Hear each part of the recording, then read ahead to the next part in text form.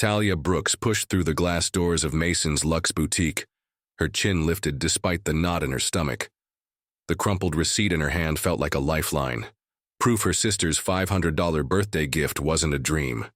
Her heels clicked on the polished floor, sharp and steady, a rhythm she'd taught herself to keep going no matter what.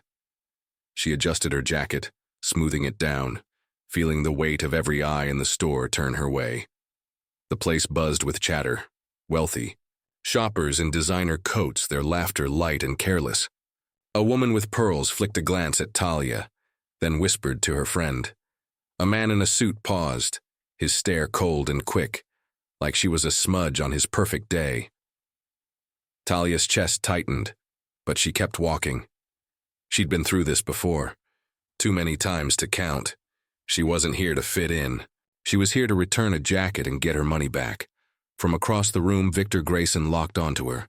His lips curled into a sneer, a look she knew too well, sharp, mean, and ready to cut. He adjusted his tie, striding over like he owned, more than just the store, like he owned the right to decide who belonged. Talia squared her shoulders, gripping the receipt tighter. She wasn't backing down, not today. "Excuse me," she said, her voice steady as she held out the receipt. "I need to return this jacket. It's from my sister, a gift, but it doesn't fit." Victor snatched the paper from her fingers, barely glancing at it. His voice boomed, loud enough to turn heads. "We don't serve thieves here. You think you can walk in with some fake receipt and scam me?" Talia froze, heat rushing to her face. "It's not fake," she said, her words sharp. "Check it, it's real. My sister bought it last week." He laughed, a harsh, barking sound, and leaned closer. "Oh, I know your type. Welfare scammer, right? Forging papers, wasting my time." The crowd around them went silent, eyes wide. Phones slipping out of pockets. Every word stabbed deeper, slicing at the pride she'd built brick by brick. She could feel it, her worth crumbling in their stares. "That's a lie," she snapped, her voice trembling with fury. "You don't know me. Apologize right now." Victor's sneer grew wider. "Apologize to you." He stepped closer, towering over her. "Get out before I call the cops. You don't belong here." His words hit like a fist, heavy with the power he'd wielded too long. Power that said she was nothing, always would be. Talia opened her mouth to fight back, but rough hands grabbed her arms. Security, two big guys in black shirts, yanked her toward the door. "This isn't over," she yelled, her voice cracking with rage as she twisted in their grip. "You hear me? This isn't over." The crowd murmured, phones flashing, recording. Every second of her shame. The doors swung shut behind her and she stumbled onto the sidewalk, her breath ragged. The Atlanta air was thick, pressing down on her as she stood there, alone. Her hands shook, the receipt still crushed in her fist. She thought of Jaden, her little boy, 8 years old, waiting at home. She'd promised him a better life, fought every day to pull them out of the hole they'd been born into. This wasn't just about a jacket. It was her dignity, her right to stand tall, shredded in front of strangers. Tears stung her eyes, but she blinked them back. She couldn't let them win. Not Victor, not the crowd, not the world that kept trying to break her. Her phone buzzed in her pocket, snapping her out of the spiral. She pulled it out, hands still trembling, and stared at the screen. A text from an unknown number. "Meet me tomorrow. You're about to turn this around." Her breath caught. Who was this? What did they know? The words burned into her, a tiny spark lighting up the dark. She straightened up, wiping her face. Whatever it was, she'd be there. This wasn't over. Not by a long shot. Talia sat on her worn couch, the glow of her phone lighting up the dark living room. Her fingers scrolled fast, each swipe a punch to the gut. The video was everywhere. X, TikTok, everywhere. Her voice screaming, "This isn't over." As security dragged her out of Mason's Luxe Boutique, the hashtag #racist Victor blazed across the screen, 2 million views and climbing. Her shame wasn't just hers anymore. It was the world's to pick apart. She tossed the phone down, her chest tight, her breath short. Across town, Victor Grayson leaned back in his office chair, a smirk tugging at his lips. He hit records on his phone, his voice smooth and smug. My store, my rules. Don't like it? Shop somewhere else. He posted it, watching the likes roll in. To him, this wasn't a scandal. It was a badge, proof he could do whatever he wanted. He kicked his feet up, laughing to himself, untouchable. Back at home, the front door creaked open. Jaden shuffled in, his backpack dragging behind him. Talia forced a smile, but it faded fast when he climbed onto the couch beside her. His small voice broke the silence. Mom, why do people hate us? Her heart cracked open, the words slicing deeper than Victor's sneers. She pulled him close, her arms tight around him, her pain hardening into something fierce. They don't hate us, baby, she said, her voice steady despite the lie. They're just scared of what we can do. She kissed his forehead, resolving, burning in her chest. Her phone buzzed again. A text from Lila Carter, her coworker, popped up with the viral clip attached. This guy's done, the note read. Talia's pulse quickened, a flicker of hope in the storm. She called Lila, her voice low but urgent. What do you mean, done? Lila's tone was sharp, excited. Victor's got a past, Talia. 3 lawsuits, racial profiling, all hushed up with cash. He's dirty and people are starting to... See it? Talia's grip tightened on the phone. This wasn't just a fight anymore, it was a hunt. The next morning, Talia pushed open the door to a quiet coffee shop, her nerves buzzing. Evan Pierce sat in the corner, a sharp-dressed black man in his 50s, his eyes glinting with something she couldn't place. She slid into the seat across from him, her voice cautious. You're the one who texted me? He nodded, leaning in. Victor's building, it's in foreclosure, auctions tomorrow. Talia blinked, stunned. Foreclosure? How do I even... Evan cut her off, grinning. You don't need money. I've got a plan. Her mind raced, possibilities crashing together, too big to hold. Meanwhile, Victor leaned against his car outside the precinct, chatting with Detective Roy Hensley. Taught that woman a lesson, he bragged, his laugh loud and mean. Roy smirked. Twirling his keys. Should have let me arrest her, would have shut her up fast. Victor clapped him on the shoulder. Next time, buddy. She's nothing, nobody touches me. Their laughter echoed, a wall of power Talia couldn't see but could feel pressing down on her. Talia walked home alone, the weight of it all sinking. Victor had cops, money, and a whole system in his pocket. She was just one woman, outmatched, outgunned. She kicked a pebble down the sidewalk, doubt gnawing at her. Was this fight even worth it? Could she really win against someone like him? Her steps slowed, her shoulders slumping under the load. That night her phone rang, shattering the quiet. Nia's voice came through, trembling. Talia, they trashed my car. Victor's guys, I know it. Because of that video. Talia's stomach dropped. Are you okay? She asked, her voice tight. Nia's plea was desperate. I'm fine, but you've got to stop this. You're making it worse. Fear clawed at their bond, but Talia shook her head. I can't stop, Nia. Not now. Then came the gut punch. Lila called, her tone shaky. Talia, I told Victor about the auction. He paid me. I'm sorry. The line went dead, and Talia's world tilted. Betrayal burned hot in her throat. Her phone rang again. Victor this time. His voice dripped with venom. You think you can touch me? Watch your back. The call ended, leaving her reeling, broke and alone. She sank to the floor, her hands trembling, the dream of justice slipping away. Everything she'd fought for, her pride, her son's future, felt out of reach. She stared at the wall, lost in the dark, until her phone lit up with a new message. An ex-DM from Kayla Reese. I've got dirt on Victor. Meet me tonight. Talia's pulse hammered, her breath catching. She stood up, wiping her eyes. This wasn't the end. It was a lifeline, a chance to turn the tide. The courthouse hummed with low chatter as Victor Grayson pushed through the doors at 10 a.m. His tailored suit gleamed under the lights, his steps, loud and sure like he owned the place, because to him he still did. He adjusted his cuffs, a smug grin tugging at his lips. This auction was just a formality, a chance to lock down his legacy. He nodded at a few familiar faces, soaking in.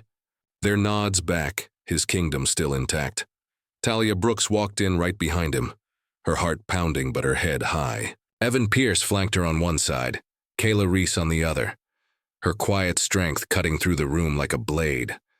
Her hands clenched tight, nails digging into her palms. She wasn't here to beg or bow. She was here to fight.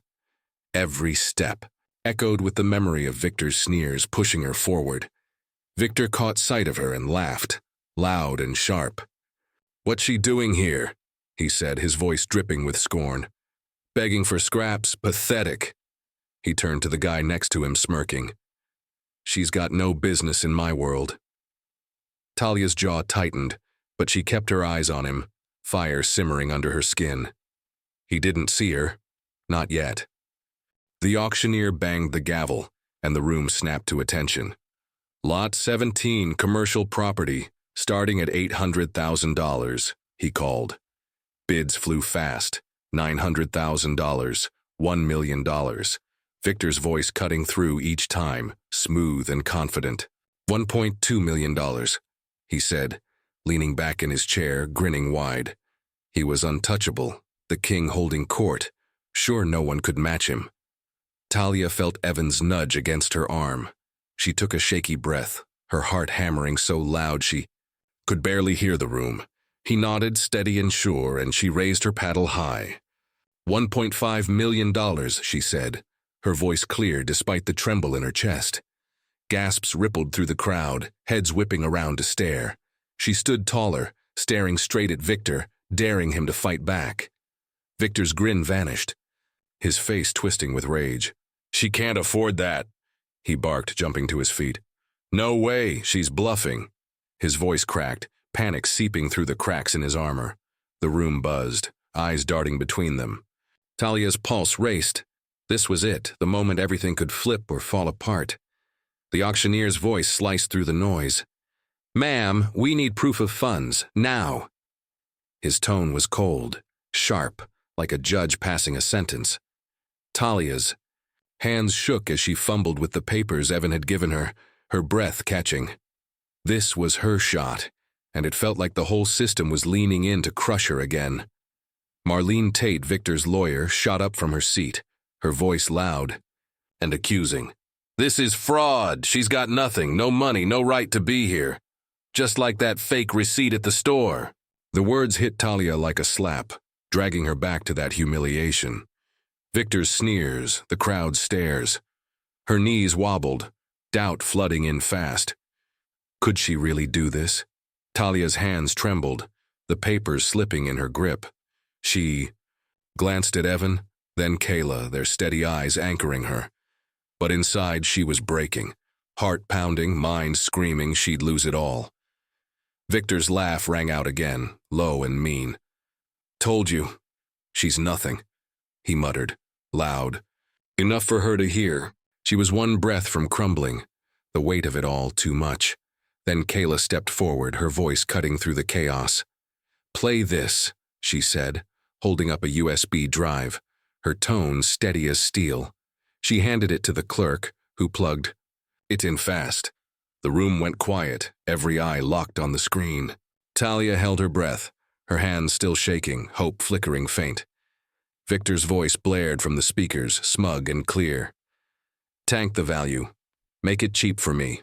I don't care how." A bank official's reply followed, shaky but agreeing. The crowd gasped, then erupted, shouts, whispers, fury spilling out. Victor's face went pale, his mouth opening and closing like a fish out of water. Talia started, the truth hitting her hard. He was broke, a fraud, not a king. People turned on him fast, their voices rising. "Liar!" someone yelled. "Cheat!" another hissed. Eyes that once nodded at him now burned with disgust. Victor shrank back, his hands up like he could stop it, but his empire was unraveling, thread by thread. Talia stood straighter, the weight lifting just a little. Evan leaned in, his voice calm but fierce. "Investors who hate you funded her bid," he said, loud enough for Victor to hear. "People you stepped on, they're behind this." Victor's head snapped up, his eyes wild, but even just grinned.